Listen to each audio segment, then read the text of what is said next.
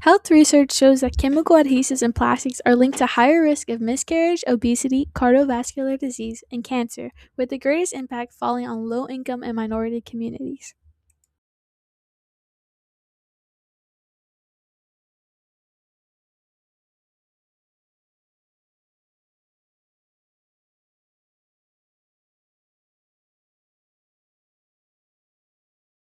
The man on the street I interviewed was aware of the effects of plastic pollution, however, wasn't aware of the extent that recycling doesn't help.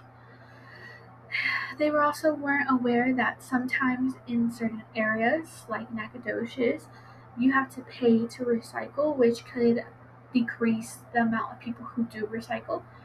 And they didn't exactly know what they could do themselves to prevent plastic pollution. In my opinion, this seems to be the most common type of misconception about plastic pollution. A lot of people see it as kind of like, it is what it is, I can't really do anything about it. And that's kind of the extent to what people think about plastic pollution. He advocates making plastics safer and more sustainable by redesigning them and improving them how they are used and managed, so they fulfill their purpose without harming the environment. The focus is on prevention rather than just cleanup. A key difference I saw in this interview was the education or the knowledge about plastic pollution. A biology student seemed to know more about plastic pollution, but not to the extent that you would want to see in somebody who's studying just for like environmental conservation.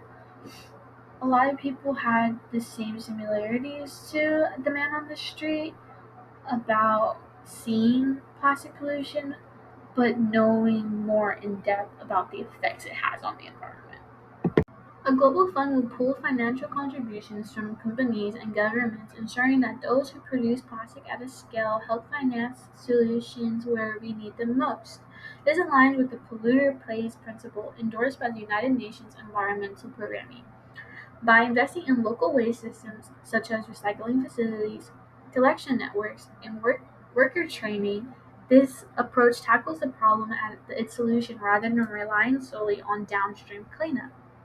While the global plastic fund is ambitious, it faces downstream waste management, political recycling, and collection. First, achieving agreement on a ignoring the international funding overproduction of plastic. Extremely difficult. The organization have historically resisted binding financial commitments in global without reducing plastic production itself. And climate improvements in recycling infrastructure. Wealthier nations and corporations may oppose mandatory contributions. In other words, the system could end up managing or more waste rather than preventing it. While a global